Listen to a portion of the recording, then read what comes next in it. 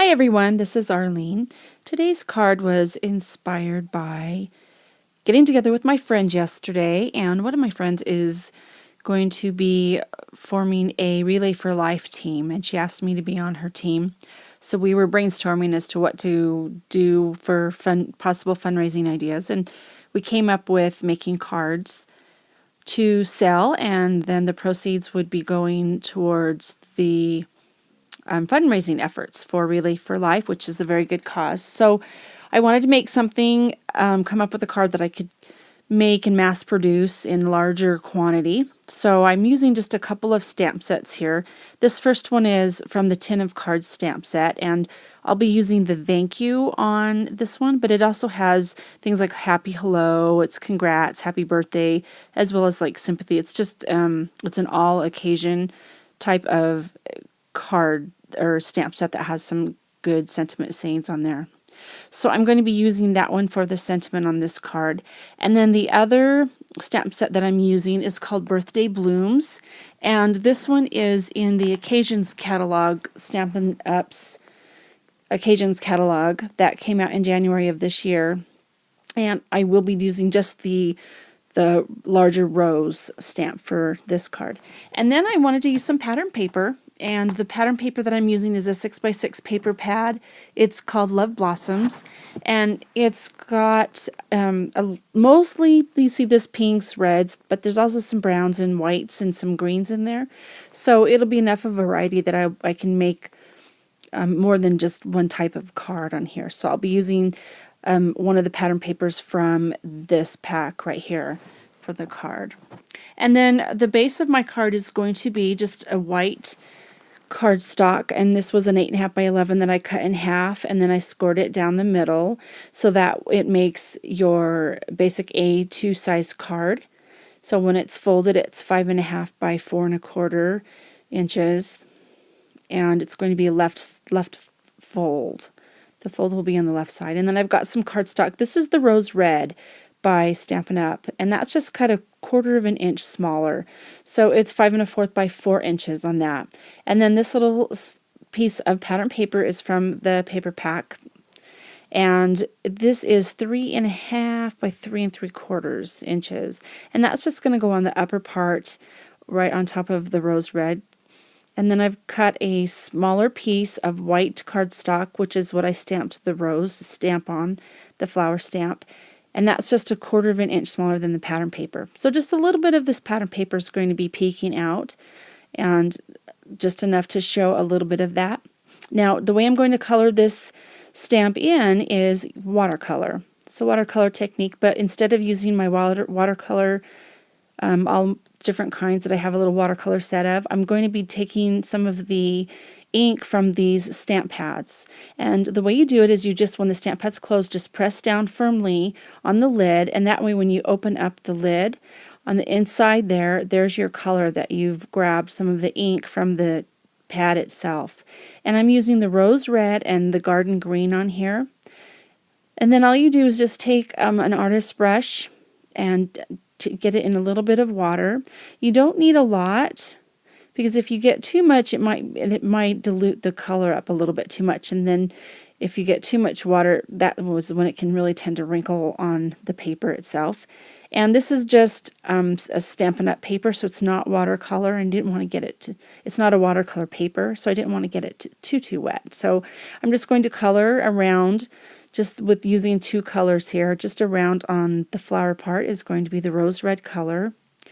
And then I'm going to take the green, which is the Garden Green, on this particular, in this stamped image, and just color in the leaves just around the sides.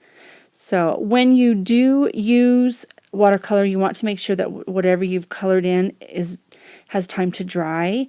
So I've pre-done one ahead of time, and it's basically the same thing. The only difference is on this green right here, I used the Cucumber Crush instead of the Garden Green. So just a slight variation on there, but I think it still went well with it. So this was a dried piece here that's all dry. It's ready to go. The only part that's not colored in is in the very middle of the flower. And I left that with no color because I want to use the Wink of Stella brush. Stampin' Up! Just started carrying 2 of them. This one is the gold, and they also have it's a clear. It's called clear, but beautiful, beautiful. It just gives it just a little bit of glimmer. So not quite like a harder glitter, but just a very subtle, slight shimmer in there. It's beautiful. So when you open it up, before you do, you want to just give it a quick little shake, and then the lid will just pull off. So no need to try to twist it, which is what I did here. And it just is going to glide out of there, out of that marker pen. Do you see how it's so pretty? So a little bit of gold in there, just a light touch. So nothing, really loud. It's just a subtle glimmer in there. You can see that when the light hits it. It's so pretty, very pretty. And I use these if I'm using like a scrapbook, I want a little hint of glimmer on my title page or something. I'll just go over it in the clear, and that makes it really pretty too. So we're going to put my card together here, just layering it up here. Now on the bottom below on the cardstock, I was just taking a length of ribbon, and I'm going to tie it in a knot so it's making like a little loop. And then what I'm going to do is just snip it to trim up the ends. I don't do bows. I am the worst. I'm very bow challenged. And then just take on one side, cut, leaving one side shorter than the other. Now if you were going to put that knot right in the middle of your card, you'd want to cut it right in the middle. And I just use my ATG gun. It's quick. It's what I have on hand. So I'm just going to use that to adhere down this ribbon.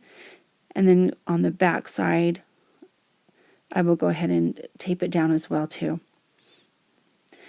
And no one's going to see the back side, so it doesn't have to be perfect on there. And then turn it over there. Now, see on the left side right here, this is where I'm going to put my sentiment at. And I'm just taking a piece of the white cardstock, and I'm going to cut out a circle with the 2-inch punch, 2-inch circle punch. And then I'll be stamping. So next time I do this, I'll probably want to stamp first before I cut out the circle. I think it will be a little bit easier, but I decided to add a little bit of green in there. This is the thank you stamp from the Tin of Cards stamp set. And then with the ink pad, just go on the edges to give it some definition there. On the edge of the circle, take some of that green. And then I want to pop this circle up on the card.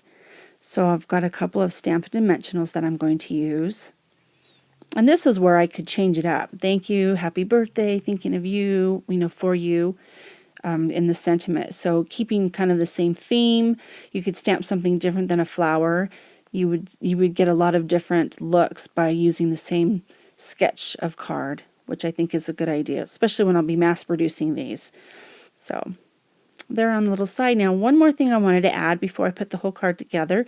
These are some little pearls with adhesive on the end of them, and I'm just going to be placing 3 of those on the bottom right hand side of the card. Just like that. And then I will attach this to the white base. Be all set to go. It's cute. What a cute card. This turned out cute. I was really happy with the way it turned out, and not too hard at all. Something that you could make, And so I wanted to show you, I did make about several cards. Yesterday I was with friends, like I was saying, so we made probably 6 or 7, maybe 8 cards.